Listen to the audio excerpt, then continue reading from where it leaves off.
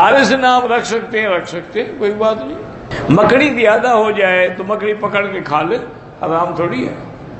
محمد شاہد کی والدہ عبدالطائق کینسر ہے، اللہ شفا دے۔ شادی شدہ عورت پلکیں بنا سکتی ہے؟ نہیں بنا سکتی۔ جو اللہ نے بنائی ہیں اس پر اعتراض ہے اس کو کہ نعوذ باللہ اللہ نے غلط بنائی ہے، میں اب ٹھیک بنا رہی ہوں۔ انا للہ و انا الیہ، یہ تو حضور نے لعنت بھیجی ہے ایسی عورتوں پہ۔ تسبیحات افضل ہے کہ دائیں ہاتھ پہ پڑھیں، لیکن بائیں کو بھی ملا دیں تو کوئی منع نہیں ہے۔ جب دعا میں دونوں ہاتھ اٹھاتے ہیں پھر بائیں کیوں ملا دیں؟ بائیں پڑا رہے پھر ایک اٹھایا کریں۔ جب نماز شروع کرتے ہیں دونوں ہاتھ دونوں کیوں اٹھا، صرف دائیں اٹھایا کرو باقی کھڑے رہے۔ حجر اسود پہ دونوں ہاتھ کیوں اٹھائے؟ یہ کیا بات ہے؟ افضل ہوتا ہے کہ اچھا کام دائیں ہاتھ سے کیا جائے۔ جن کی اولاد نہیں اللہ ان کو اولاد صالح عطا فرمائے۔ تجارت میں برکت کے لیے استغفار زیادہ پڑھو۔ کہتے ہیں کہ حضرت ابراہیم اپنی تسلی کے لیے سورج کو خدا کہتا تھا، یہ جھوٹ ہے۔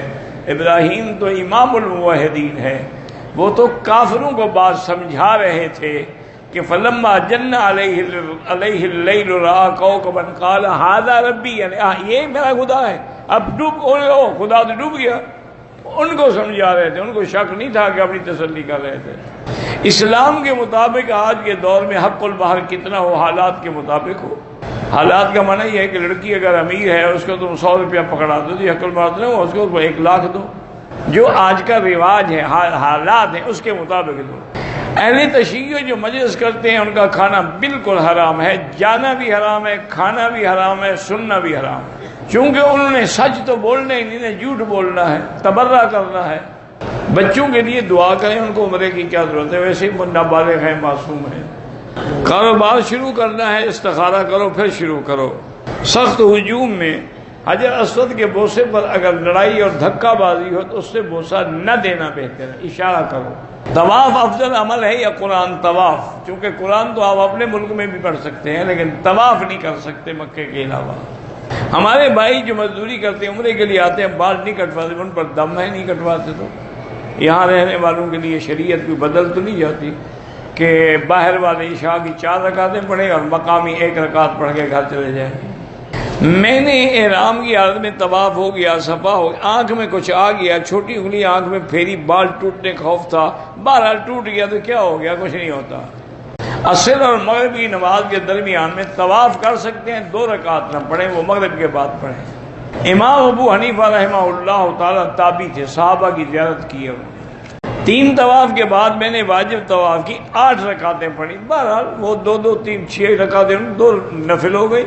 طواف کے دوران ایک چکر کم ہو جائے یا زیادہ اللہ قبول کرے، آئندہ احتیاط کرو۔ مسجد جیرانہ یا عائشہ کی زیارت کے لیے جائیں، ضروری بھی نہیں ہے، لیکن پھر وہاں سے عمرہ کرنا ضروری نہیں۔ بالکل حرم شریف میں باب السلام کے باہر جو مکتبہ لائبریری ہے، ہاں وہی حضور کی پیدائش کا جگہ ہے۔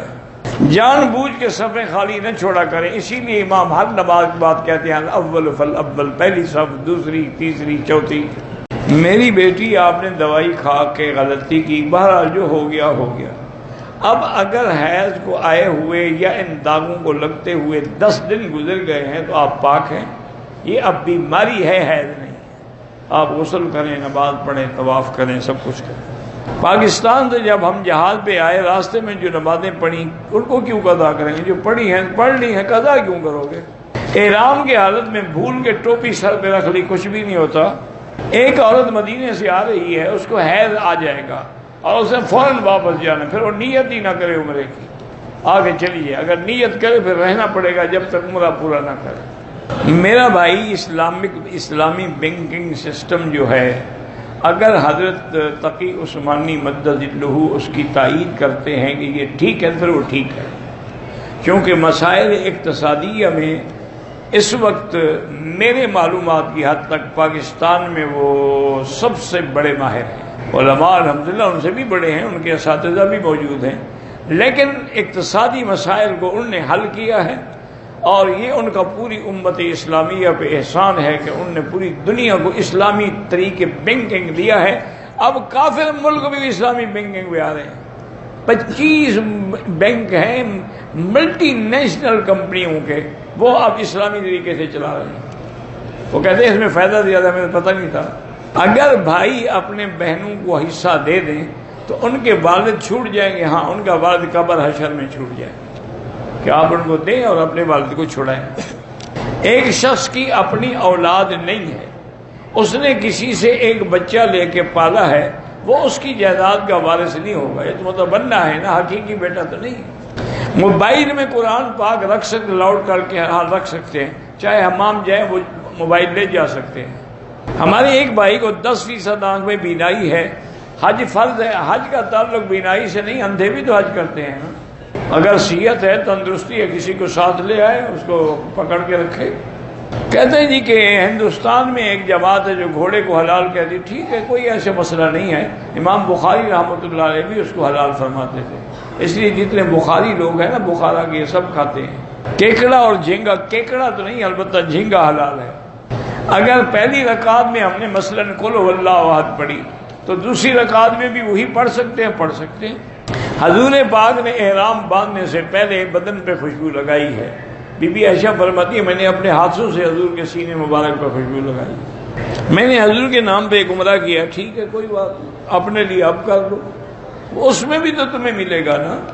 مدینے سے احرام کے بعد میقات باندھا، تھکاوٹ ہو گئی، گرمی ہو گئی، پسینہ نکلا، ہوٹل میں نہانے کے لیے واش روم گئے، احرام اتار کے نہانے کے بعد دوبارہ کوئی بات نہیں، نہا لیا تو کیا ہو، تو جب احرام نہ اتارو گے تو نہاؤ گے کیسے؟ اگر اتار دیا تو آپ کا عمرہ اس میں بندھا ہوا تھا، آدھا تو بھاگ گیا ہوگا۔ کیا جاہلوں والی باتیں، کیوں مجھے تنگ کرتے ہو بھائی؟ پھر قسم کھائی ہوئی ہے، پھر کہتے ہیں مکی جب ناراض نہ ہوا آدمی، بھائی اللہ کے بندے حمام میں ہر کوئی جاتا ہے، چادر اتار لیتے، آج کل کموڈ ہے، ہمارے دیہاتی لوگ بیچارے کموڈ یوز کرنا نہیں جانتے، وہ ڈر کے مارے کہ پلیتی نہ ہو کپڑے کو لٹکا دیتے ہیں اوپر، کوئی حرج نہیں، کوئی مسئلہ نہیں۔ ہمارے یہاں مدرسوں سے بچوں کو بلا کے قرآن ختم کراتے ہیں، یہ بدعت ہے، تم خود کرو، گھر والے پر بیٹھ کے پڑھو۔ عمرے کی نیت تو میں نے دل میں کی لیکن تلبیہ نہیں پڑھا، کچھ پڑھا کہ نہیں پڑھا پھر عمرہ نہیں ہوگا۔ اگر لبیک نہیں پڑھا، الحمدللہ پڑھا، سبحان اللہ پڑھا، اللہ کچھ تو پڑھا ہوگا، نہیں پڑھا پھر عمرہ نہیں ہوگا۔ حالت احرام میں نسوار رکھنا ڈبل حرام ہے۔ میں نے اپنے والد جو زندہ ہیں 1,00,000 کلمہ پڑھ کے وقف کیا ہے، اس کا اجر ملے گا؟ ہاں ملے گا۔ مجھے سمجھ ویسے نہیں آتی، وقف کیا ہے کیا معنی؟ سٹور کر دیا ہے آپ نے اس کو، چابی آپ کے پاس ہے یا والد کے پاس ہے؟ بہرحال یہ کہہ دو کہ اللہ اس کا ثواب تمہارے والد کو دے۔ 3 سال ہو گئے میری منگنی کو، دعا کریں کہ شادی ہو جائے، تم پیسے شیسے اکٹھے کرو، ہو جائے گی، بھوکے ننگے کو کون دیتا ہے؟ 20 سال ہو گئے، بچہ نہیں ہوا، بیوی کو خاوند نے کہا کہ تم کسی اور مرد کے ساتھ رات گزار لو چونکہ میں تو اولاد پیدا کرنے کے قابل نہیں۔